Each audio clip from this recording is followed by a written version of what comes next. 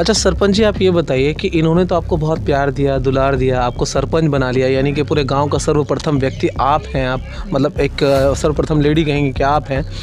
आपने इसके बदले उन्हें क्या दिया या किस तरह की योजनाएं रही, ये ज़रा बताइए। आप मैंने अब तक जितने भी लोगों का इंटरव्यू लिया उसमें से सबसे छोटी उम्र के नेता आप हैं। बहुत सारी स्ट्रेस होता है माइंड पर, क्योंकि आप एक महिला हैं, युवा है, एक्सपीरियंस कम है, राजनीति का उतना तजर्बा है नहीं। तो उस वक्त कैसे कैसे आपको कठिनाइयों का सामना करना पड़ा जब आपको डिसीजन लिया गया कि आप चुनाव लड़ेंगे। अगर आपका हमारे न्यूज़ नेटवर्क में इस वक्त हम मौजूद हैं दिल्ली से हज़ारों किलोमीटर दूर, और हम आपको बता दें कि लोकसभा का चुनाव जिस तरह से आज पक्ष विपक्ष तमाम पार्टियां जो हैं एक दूसरे पर आरोप प्रत्यारोप, छोटे छोटे बहानों को लेकर बड़े बड़े कटाक्ष हो रहे हैं। ऐसे में जनता का रुख हर पार्टी, यानी कि अगर देखा जाए तो इस वक्त दो ही, यानी कि इंडिया गठबंधन और बीजेपी के विपक्ष में पूरा तमाम 26 पार्टियों ने अलायंस किया है। उस अलायंस में कहीं ना कहीं, क्योंकि एक नेशनल पर्व है राजनीति का, एक प्रधानमंत्री का चुनाव है, उस चुनाव को लेकर गांव के लोगों की क्या राय है, क्योंकि एक मुखिया, एक सरपंच जो होता है, एक मेंबर जो होता है, उसके पास सैकड़ों वोटें होती हैं, उसका कैसे इस्तेमाल करेगा इस लोकसभा में, वो सारी चर्चा हम यहाँ से जानेंगे। सबसे पहले अपना नाम बताएं। बहुत बहुत स्वागत है आपका। हाँ, मेरा नाम शबीना खातून। और सबसे पहले आपको यही बताना चाहती हूँ, क्योंकि आप इतने दूर से, हज़ारों किलोमीटर दूर से आप यहाँ पे आए हो हमारे छोटे से गांव को दिखाने के लिए, ये बहुत बहुत शुक्रिया। तो कैसे ये राजनीति के अंदर आने की ख्वाहिश जगी, कैसे माइंड बना और कैसे दिमाग में आया कि आपको राजनीति के क्षेत्र में आना है और क्यों आना है, इसके विषय में बताएं। आपको ये तो ज़रूर आप अच्छा सवाल किया मुझे। आपको एक बात बताऊँ, हमारा जो यहीं के गांव का जो लोग हैं, ये इसको मैं पहले धन्यवाद देना चाहती हूँ, क्योंकि ये लोग मेरे ऊपर बहुत भरोसा और विश्वास किया और मुझे काबिल समझा। और मेरे बड़ों ने, मेरे पिता ने, मेरे माओ ने, मेरे भैया ने, सब लोग मुझे बहुत आशीर्वाद और प्यार दिया, इसीलिए मैं कम उम्र में और सरपंच बन गया। ओह, वेरी गुड। आपको एक बात बताऊं, ये हमारा छोटा सा गांव है, लेकिन ये छोटा सा गांव में आप देख सकते हो एक छोटा सा हेल्थ छोटा सा एक सेंटर है और भी एक हॉस्पिटल भी है। मानो तो यह हॉस्पिटल ही है और 2 स्कूल भी है। यहीं पे हमारा कोई दवाई की कमी नहीं है, कोई टीचर की कमी नहीं है और कोई बुक की कमी नहीं है। हर बड़ी छोटे बड़ी कोई मुश्किल होता है तो बीमार होता है, चाहे खांसी हो, चाहे जुकाम हो, और कोई छोटे मोटे बच्चे को कोई बीमार हो तो हम यहीं से करा लेते हैं। तो इस सुख सुविधा के लिए हमारा जो पार्टी का टीएमसी का है और माननीय मुख्यमंत्री जो है ममता दीदी, उसका बहुत बड़ा हाथ है। अच्छा, उसका बराबर आप निरीक्षण करते हैं कि वहाँ पर किसी चीज़ की कमी नहीं है, या उसमें आप जाते हैं, यहाँ पर क्या बोलते हैं कि जो आपका पंचायती घर होता है, वट जो ऑफिस हो, जाते हैं वहाँ पे निरंतर? हाँ, मैं वहाँ हर वक्त निरीक्षण करते हो कोई किस चीज़ की कोई कमी हो कि नहीं, ये इसीलिए हम जाते हैं। और दूसरी बात यह है, जो हम गाँव वाले के लिए इससे ज़्यादा हम बहुत ख्याल रखते हैं उनका। अच्छा, अभी कितना टाइम हो गया आपको ये पदभार संभाले हुए? कितने महीने हो गए, कितना टाइम हो गया? अभी तो मेरे 6 महीने हो गया। अच्छा, 6 महीने हो गए।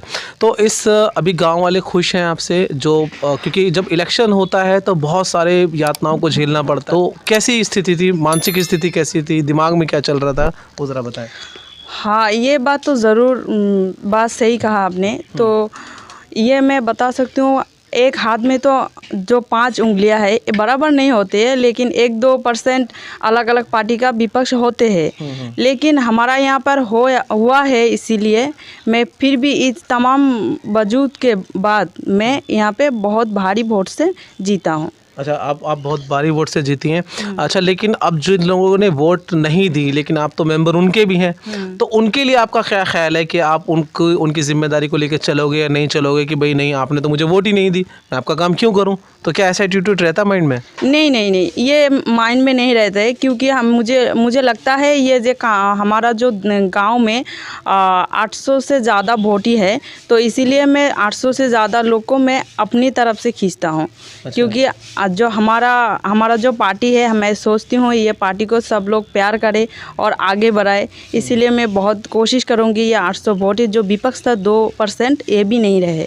अच्छा, उनकी भी आप सेवा करेंगे, यानी कि आपके मन में है कि किसी ने वोट दिया हो या ना दिया हो, आप सभी की सेवा करेंगे, ये आपका कहना है? वो मुझे फ़र्क नहीं पड़ता, कोई वोट दे और नहीं दे, मैं सबका यही प्रार्थना करूंगी। एक अहम सवाल हमने इसलिए किया क्योंकि अक्सर करके हमारे पास बहुत सारे लोगों, तो हमारे अहम सवाल इसीलिए था क्योंकि अक्सर करके जब नेता जीत जाता है तो उसका रवैया चेंज हो जाता है। कम से कम जिन लोगों ने उसे वोट नहीं दी थी या जिस फैमिली ने उसे वोट नहीं दी थी उसको लेकर नज़रिया चेंज हो जाता है। लेकिन अगर इस गाँव में कोई ऐसी फैमिली है जिस फैमिली ने उस वक्त सपोर्ट ना किया हो, मैं इनके ख़यालात उस फैमिली तक पहुंचाने की कोशिश कर रहा हूं कि आज भी इनके ख़यालात आपके लिए पॉजिटिव हैं। तो कहीं ना कहीं कोशिश कीजिए कि सब चीज़ें एक हो जाए ताकि आगे आने वाले समय में कोई भी किसी में भेदभाव ना रहे, अगर मैं आपकी बात को पूरी सही से कर रहा हूं तो।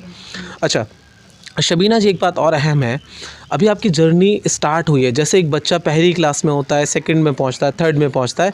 राजनीति का मुझे 9 साल से लगभग जो एक्सपीरियंस है, मैंने देश के प्रधानमंत्री को भी बहुत अपने चैनल पर दिखाया है, मुख्यमंत्रियों को दिखाया है, मैंने मंत्रियों का इंटरव्यू लिया, सांसदों का इंटरव्यू लिया, लेकिन एक आम नागरिक का भी लिया और एक मेंबर का भी ले रहा हूँ। उस लिहाज से आपकी ये जर्नी स्टार्ट हुई है। इस स्टार्टिंग जर्नी में आपको क्या लगता है कि ये जर्नी कहाँ तक जाएगी या आगे आपके क्या ख्वाब हैं, आपके क्या सपने हैं?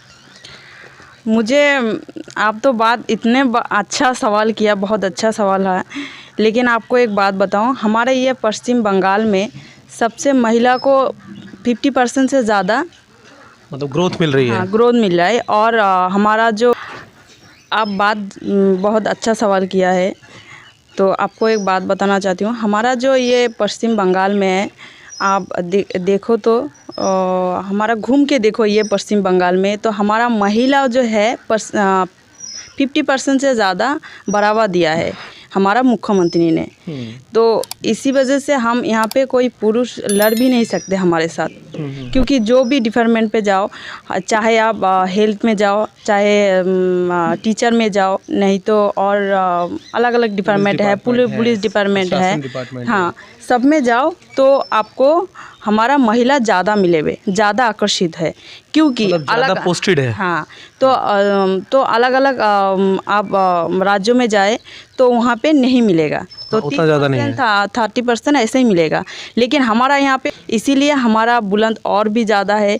और हम चाहे तो आपको ये बता सकते हैं, हमारा पार्टी जो है TMC का, जो आगे मुझे बहुत अच्छा कोई लड़ाई करने के लिए देगा इलेक्शन, तो मैं ज़रूर उसको लड़ाई करके जीता के कुछ अच्छा करने का कोशिश करूँगी। अच्छा, यानी अगर मैं आपको, देखिए मैं अपने दर्शकों को बताना चाहता हूं कि आई थिंक सो, जो मैं समझा हूं कि अगर TMC ममता बनर्जी देश की राज्य की मुख्यमंत्री, अगर इनको एक अच्छा कोई इलेक्शन लड़ने के लिए देंगे, चाहे वो विधायक का हो या और कोई बड़ा इलेक्शन हो, तो शायद उसमें भी इनका भरपूर योगदान रहेगा और कुछ अच्छा बेटर करने की कोशिश करेंगे, आई थिंक सो। हाँ, ये तो मैं बहुत कोशिश करूँगी, क्योंकि हमारा यहाँ पे ममता बनर्जी जो मुख्यमंत्री है, हमारे लड़की को बहुत अच्छा आगे बढ़ने के लिए एक सफलता दिया है, जो हम सपोर्ट करते हैं। हाँ, सपोर्ट करते हैं, ज़्यादा से ज़्यादा लोग सपोर्ट करते हैं। आखिरी और अहम सवाल, हमने आपसे गांव के विषय में बात करी, यहाँ के स्वास्थ्य चिकित्साओं के विषय में बात करी, यहाँ का अभी 2 सवाल और रहते हैं। एक सवाल एक अहम ये